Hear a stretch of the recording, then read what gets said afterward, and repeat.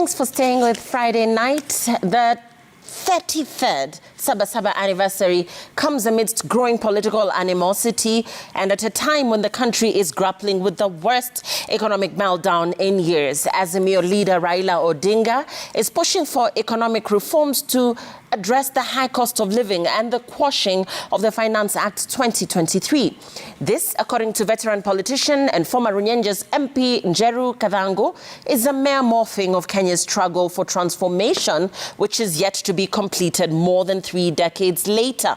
Safina Chieng Ouma spoke to him as he traced the Saba Saba journey.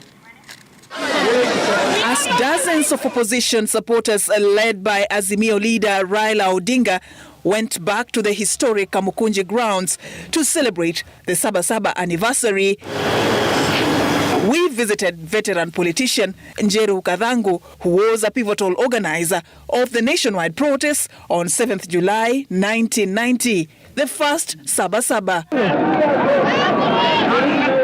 He tells me that the Saba Saba movement was birthed by political agitation which dated back to the 1970s when Mzee Jomo Kenyatta died. According to Kathangu, those who were seeking to succeed the late Kenyatta detested Moi's ascension to power, which was choreographed by Charles Njonjo.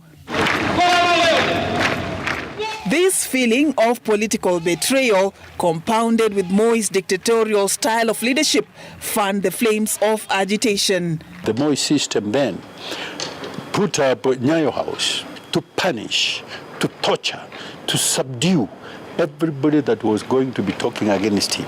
In 1982, the Kenyan Air Force attempted a coup to overthrow Moi's government, which turned chaotic. Moi would then pass an amendment to the Constitution introducing Section 2A, which made Kenya officially a single-party state, marking the end of competitive politics. There was the attempted formation of a political party, which was Kenya African Socialist Alliance, in June, And that brought Jaramogi Oginga Odinga into isolation, or rather house arrest, George Anyona into detention, and I was spared because I had just come from prison in 1980. The climax of the growing displeasure was on 7th July 1990 when Kenya witnessed the largest nationwide protests. They were fighting for freedom. They were fighting for their independence, and they were fighting for their land. Over 20 people are reported to have died in that protest, which left thousands injured. However, Moi's government bowed to pressure and allowed a return to political pluralism. Section 2A of the Constitution was repealed in 1991, and Kenya had its first multi-party elections in 1992, where about 8 political parties participated.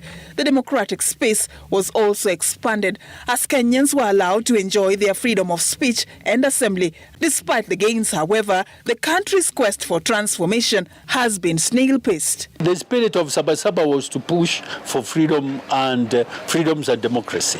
The spirit of this Saba Saba is to push for survival. It is not very different.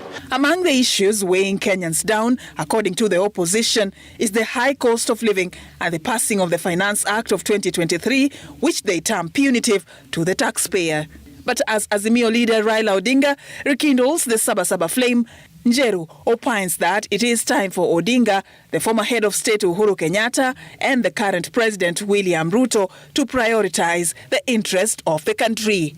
If there is nothing personal about the relationship between Uhuru, Raila and Ruto, if there is nothing personal, let Kenyans move and go.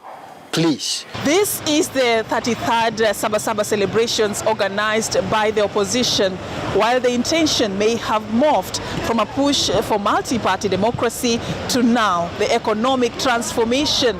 It is the hope of Kenyans that the gains achieved over the years will be sustained. Safina Chieng Ouma reporting for Citizen TV from Nairobi.